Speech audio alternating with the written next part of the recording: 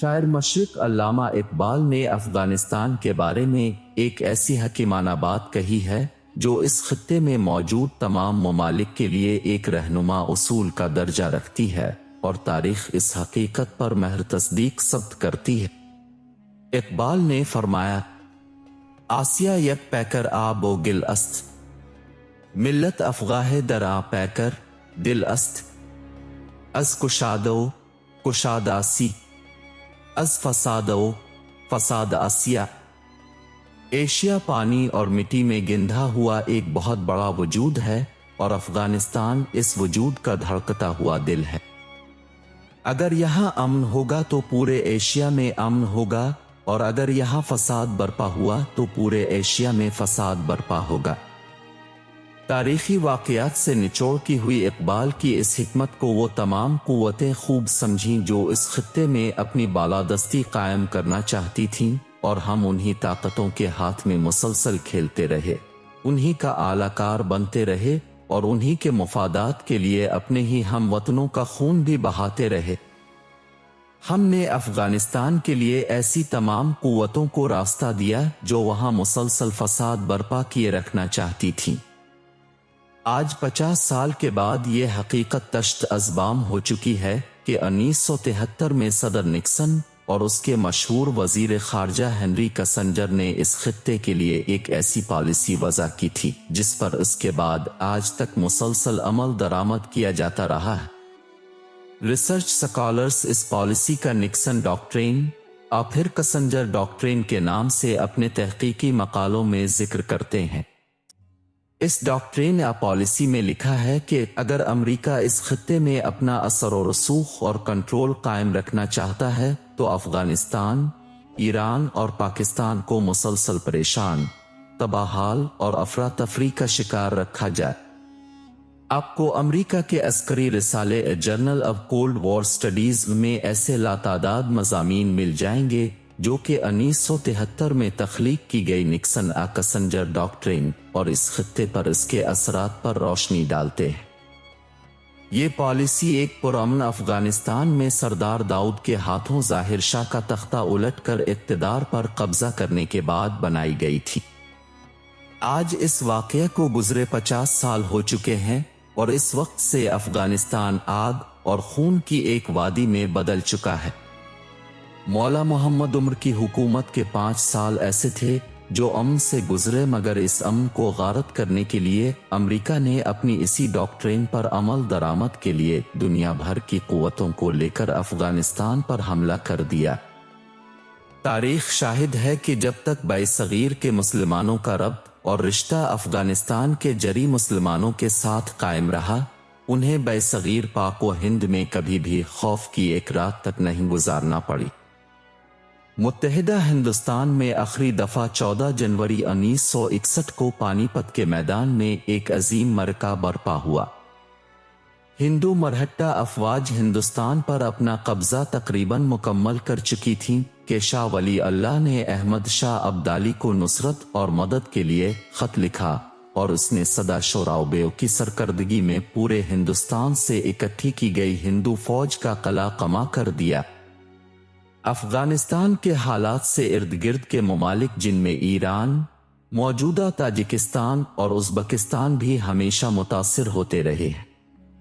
محمود غزنوی نے صرف ہندوستان پر ہی 17 حملے نہیں کیے بلکہ اس کی سلطنت تہران، اصفہان سے لے کر سمرقند و بخارا تک پھیلی ہوئی تھی، جس کا پایا تخت بلوچستان سے ملحقہ شہر غزنی تھا۔ اسی طرح نادر شاہ جو افشار قوم سے تعلق رکھتا تھا، وہ خراسان قدیمی میں پیدا ہوا، مگر اس کی سلطنت موجودہ ایران، آذربائیجان، عراق، ترکی، ازبکستان، بحرین اور پاکستان سمیت کئی علاقوں پر پھیلی ہوئی تھی۔ برصغیر کا کوئی ایک بھی مسلمان حکمران ایسا نہیں ہے جس نے افغانستان سے یا پھر افغانستان کے راستے یہاں آ کر حکومت نہ قائم کی ہو۔ پورے خطے میں افغانستان ہی ہمیشہ واحد آزاد سرزمین رہا ہے۔ فرانس، برطانیہ، ہالینڈ اور پرتگال کی عالمی نوآبادیاتی طاقتوں نے دنیا بھر کے ملکوں کو اپنا غلام بنا لیا تھا، تو ایسے دور میں بھی جب برطانیہ کی سلطنت میں سورج غروب نہیں ہوتا تھا، افغانستان کی سرزمین پر کبھی بھی برطانیہ کا سورج طلوع نہ ہو سکا۔ ہندوستان پر 1857 میں یونین جیک کا پرچم لہرانے سے 15 سال قبل، جب ایسٹ انڈیا کمپنی کی افواج کی پوری دنیا پر دھاک بیٹھ چکی تھی، انہوں نے طاقت کے نشے میں افغانستان کا رخ کر لیا۔ پہلے وہاں رجیم چینج کا تجربہ کیا گیا جو کامیاب نہ ہو سکا، تو کابل پر حملہ کر دیا گیا۔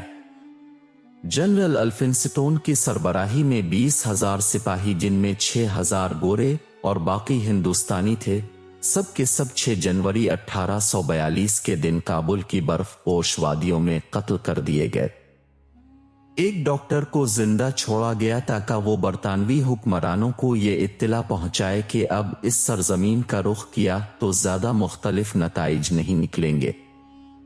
اس واقعہ کو آج 180 سال بیت چکے ہیں۔ شاید اسی کا انتقام ہے کہ افغانستان کو تباہ حال اور برباد رکھنے کی عالمی طاقتوں کی کارروائیاں مسلسل جاری ہیں۔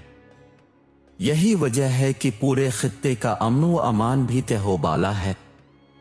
افغانستان سے سب سے زیادہ اور براہ راست متاثر ملک پاکستان ہے۔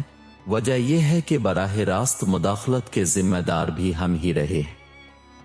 افغانستان کا امن برباد کرتے اور عالمی خواہشات کی تکمیل کا اعلی کار بنتے ہوئے ہمیں 30 سال ہو چکے ہیں۔ اس 30 سال کے عرصے میں جو قیمت ہمارے عوام نے چکائی ہے وہ المناک ہے۔ 80 کی دہائی میں ہمارے ہاں افغان ایجنسی اخاد اور روسی ایجنسی AKGB مسلسل دھماکے کروایا کرتی تھیں، اور ہم یہاں سے مجاہدین کے قافلے تربیت اور اسلحے سے لیس کر کے بھیجا کرتے تھے۔ افغانستان میں امن تھا اور نہ ہی ہمارے ہاں سکون۔ روس 1988 میں افغانستان سے نکلا تو 2001 تک 13 سال پاکستان امن کا گہوارہ بنا رہا۔ کوئٹہ کی جنا روڈ اور پشاور کا قصہ خانی بازار رات گئے تک رنگ و نور میں ڈوبے رہتے۔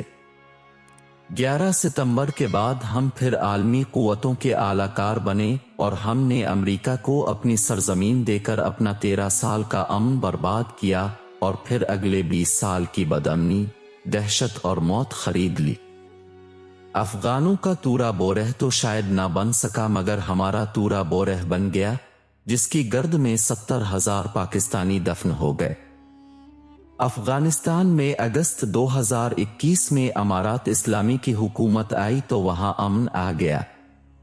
کابل دنیا کا پرامن ترین شہر بن گیا۔ لیکن 2022 کا گزشتہ سال ایسا تھا کہ جب اس خطے میں امریکہ نے جن دہشت گرد گروہوں کو اپنی سربراہی میں پالا پوسا اور ٹریننگ دی تھی، انہیں سر اٹھانے پر اکسایا گیا۔ پاکستان میں بلوچستان اور خیبر پختونخوا دونوں اطراف سے دہشت گردی کے حملے شروع ہو گئے۔ افغانستان میں اس کا آغاز 22 جنوری کو ہرات میں بس میں دھماکے سے ہوا، اور پاکستان میں جنوری میں ہی لاہور اور کیچ ضلع میں دھماکے اور حملے کیے گئے۔ دونوں ممالک کی مساجد پر حملے کیے گئے۔ دونوں ملکوں میں سیکیورٹی اہلکاروں کو نشانہ بنایا گیا۔ دسمبر 2022 میں افغانستان میں ہرات کا دھماکہ اور کابل کے ہوٹل پر دہشت گرد حملے کے 3 ہفتے بعد پشاور میں پولیس لائن پر حملہ۔ یوں لگتا ہے جیسے کوئی ایک ہی قوت ہے جو بیک وقت دونوں ممالک کا امن برباد کرنا چاہتی ہے۔ یہ قوت کون سی ہے؟ یہ کون سی ڈاکٹرین جس پر عمل شروع ہے؟ اگر سمجھنا ہو تو امریکہ کے کولڈ وار جرنل کا مطالعہ سمجھانے کے لیے کافی ہے۔